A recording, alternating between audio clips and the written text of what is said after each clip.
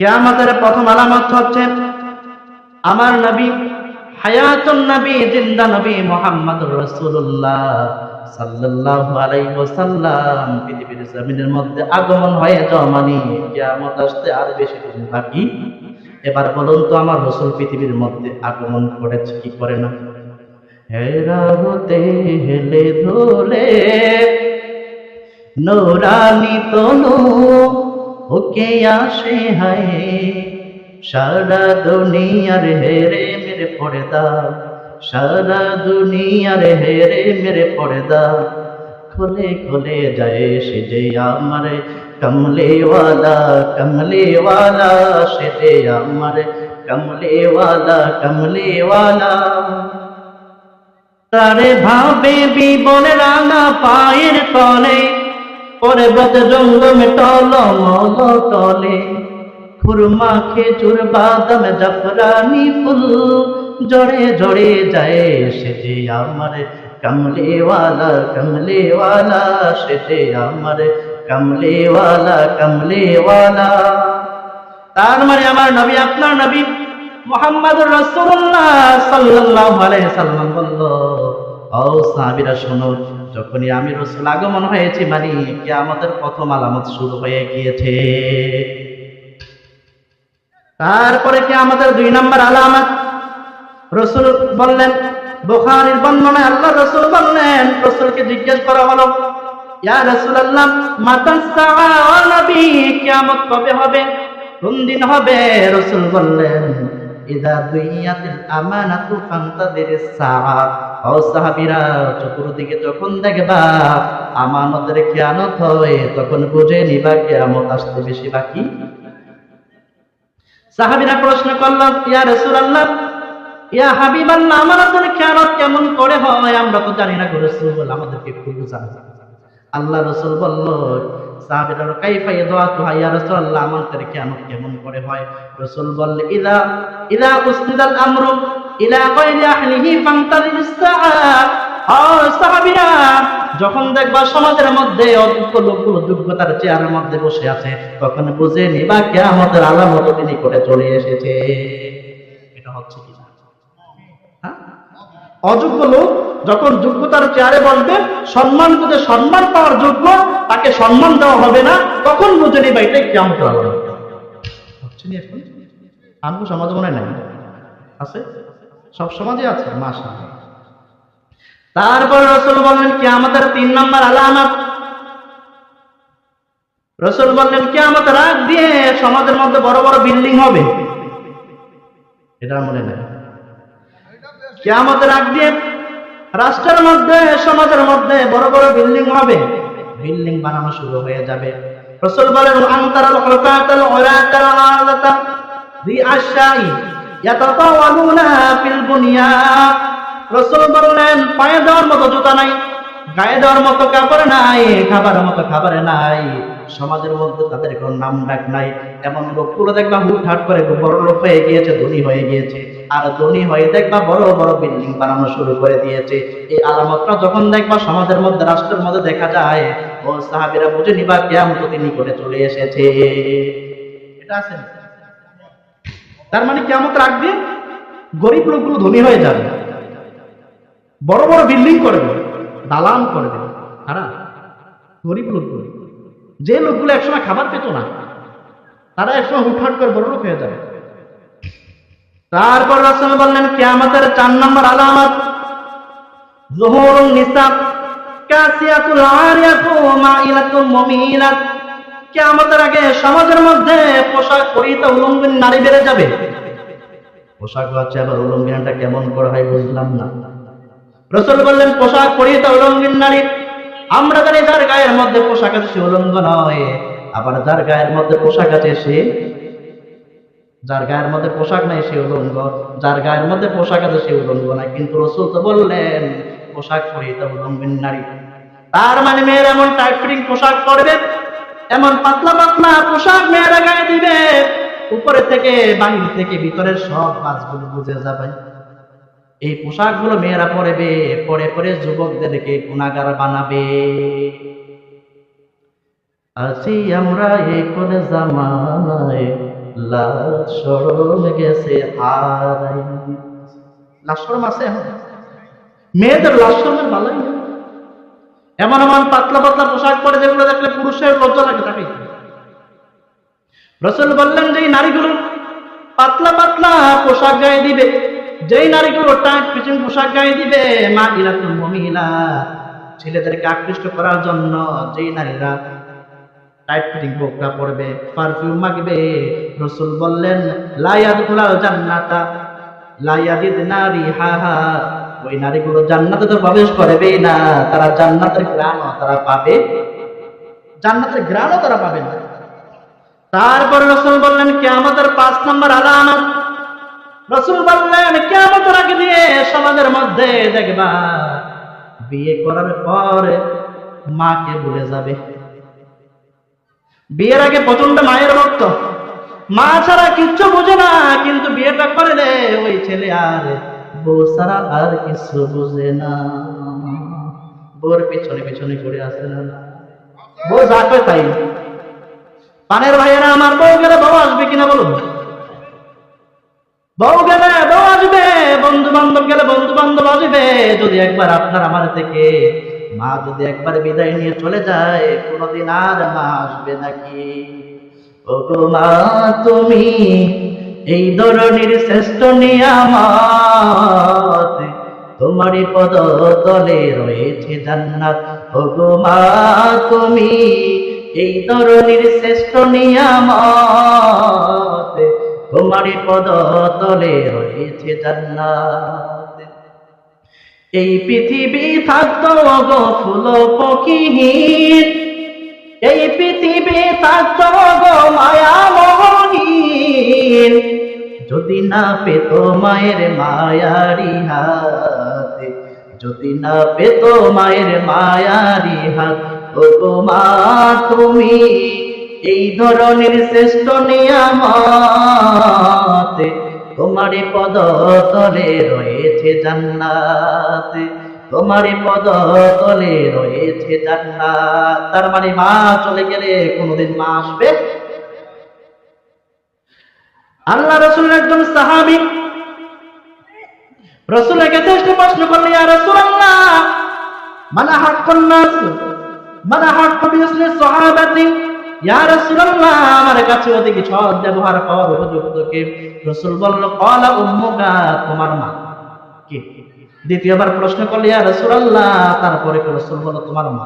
তৃতীয়বার প্রশ্ন করলে ইয়া রাসূলুল্লাহ, তারপরে কে? বলল তোমার মা। চতুর্থবার বলল ইয়া রাসূলুল্লাহ, তারপরে কে? রাসূল বলল তারপরে তোমার বাবা। মায়ের কথা কয়বার? বাবার কথা।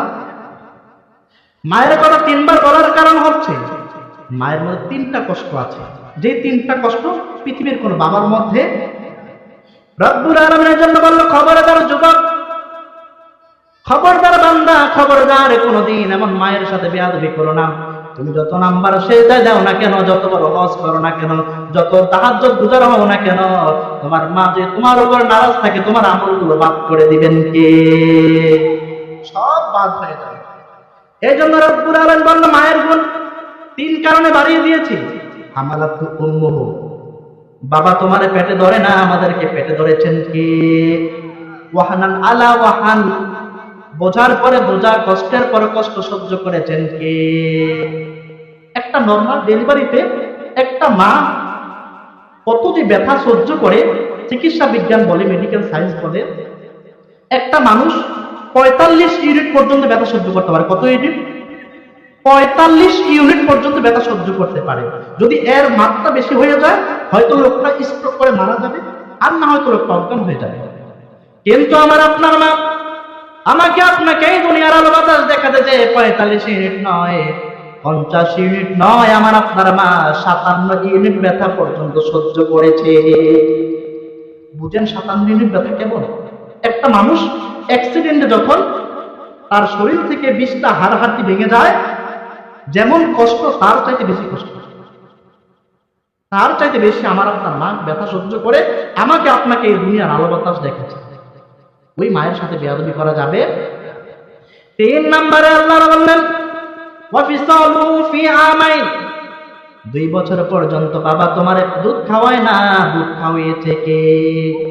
মায়ের একদার দুধের দামে কাটিয়া গায়ের চামে পাপোশ বানাইলে হরিণের শোধ হবে না। এমন দরদি ববে আর আসবে না আমার মা গো, এমন দরদি ববে আর আসবে না আমার মা গো। মায়ের মতো আপন ভাই। আজকে যুবকরা দেখাতে বিয়ের পর মাকে বলে যায়, এখন তো বিয়েটা করলেই হয়েছে, কাল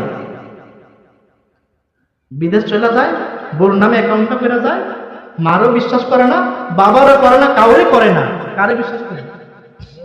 বউরে বিশ্বাস করে। আল্লাহর রহমতে 5-7 বছর বিদেশ করে, সবে টাকা বোর নামে অ্যাকাউন্টে পাঠায়। 5-7 বছর পরে দেশে এসে দেখে অ্যাকাউন্টও খালি, ঘরের বিছানাও খালি। এরকম খালি মনে হয় না? অ্যাকাউন্টও ফাঁকা, ঘরের বিছানাও ফাঁকা। এগুলো হচ্ছে ব্যাককল পুরুষ। কি পুরুষ? ব্যাককল পুরুষ। তোমার সাথে তোমার সাথে যদি তোমার বউ গাদ্দারি করলো, বউ বেইমানি করলো, বাবা মা কোনদিন বেইমানি করবে না। তারপর রাসূল বললেন কিয়ামতের 6 নাম্বার আলামত যুখরুফাতুল মাসাজিদি ওয়াত্তাবাই বিহা। কিয়ামতের আগে দিয়ে মসজিদগুলোকে জিগজাগ করানো হবে। কি করানো হবে? কিয়ামতের আগে দিয়ে মসজিদগুলোকে দেখবেন টাইলস সব জিগজাগ করানো হবে। এখন মসজিদের মধ্যে টাইলস আছে, দামি কার্পেট আছে, কিন্তু মসজিদের মধ্যে মুসল্লি নাই। হে নামাজি আমার ঘরে নামাজি পড়ো আরে, দিল মে তোমারে চরণ তলে হৃদয় যায় না আমার। মসজিদ আল্লাহর দরবারে কেঁদে কেঁদে বলে, রব্বুল আলামিন তোমার মসজিদের মধ্যে টাইলস আছে, এসি আছে, দামি লাইট আছে, দামি জায়নামাজ আছে, কিন্তু আল্লাহ তোমার মসজিদের মধ্যে মুসল্লি নাই। আছে জুমার দিনে জায়গা হয় না, আর ফজরের সময় একটা তারও। তারপরে কিয়ামতের 7 নম্বর আলামত রাসূল বললেন লা তাকুমুল মি'রাজ আলা ওয়াজহি সহিহ। কিয়ামত রাগ দিয়ে সঠিক পন্থায় মেরাজ বন্টন হবে।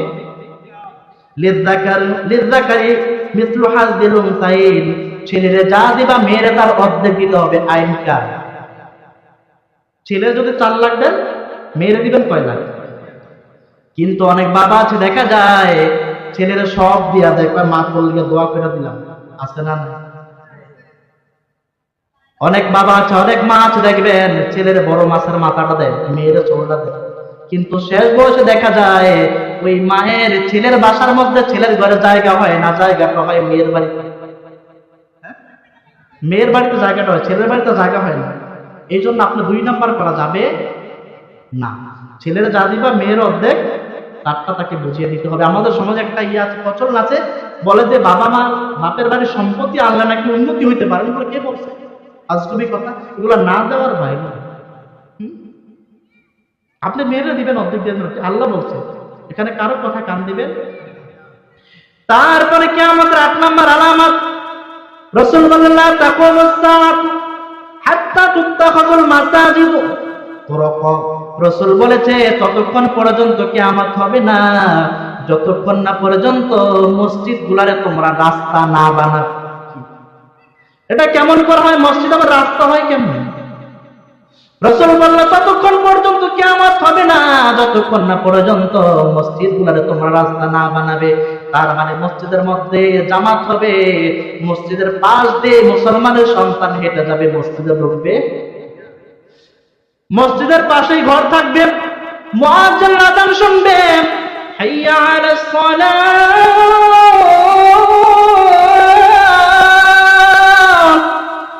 মুয়াজ্জিন আযান শুনবে, কিন্তু ঘর থেকে বের হবে না, মসজিদও যাবে না। আল্লাহ রাসূল বলল এই আলামতটা যতক্ষণ পর্যন্ত সমাজের মধ্যে, রাষ্ট্রের মধ্যে দেখা না দেবে ততক্ষণ মনে রেখো কিয়ামত আসবে না। এবার বলুন তো এই আলামতটা আছে কিনা? আছে না? তার মানে কিয়ামত কাছে চলে তারপরে কিয়ামতের 9 নম্বর আলামত রাসূল বললেন, ততক্ষণ পর্যন্ত কিয়ামত হবে না যতক্ষণ না পর্যন্ত মুসলমানের সন্তানগুলো আবার মূর্তি পূজা শুরু না করবে। রাসূল বললেন, ততক্ষণ পর্যন্ত কিয়ামত হবে। আজকে নজর করে দেখেন, মুসলমানের সন্তান 5 ওয়াক্ত নামাজ পড়ে, রমজানে রোজা রাখে, হজ করে, মুখের মধ্যে দাঁড়িয়ে আছে, পূজার সময় গিয়ে পূজা মণ্ডলে হিন্দুদের পূজার মধ্যে শুভেচ্ছা বিনিময় জানায়। এমন আছে না নাই? কিসের জন্য? ক্ষমতা ভোট বেশি পাবে, এই জন্যই তো নাকি? মুসলমানের সন্তান হিন্দুদের পূজা মণ্ডলে গিয়ে শুভেচ্ছা বিনিময় জানায়। এমনও তো মুসলমান আছে আবার হিন্দুদেরকে বলে, যখন আপনাদের প্রভুর কাছে আপনাদের ভগবানের কিছু কিছু চাইবেন তখন আমাদেরকে দোয়ার মধ্যে। রাসূল বলেছে, ততক্ষণ পর্যন্ত কিয়ামত হবে না যতক্ষণ না পর্যন্ত মুসলমানের সন্তানগুলো আবার মূর্তি পূজা শুরু না করবে, ততক্ষণ পর্যন্ত কিয়ামত হবে। তারপর রাসূল বললেন, কিয়ামতের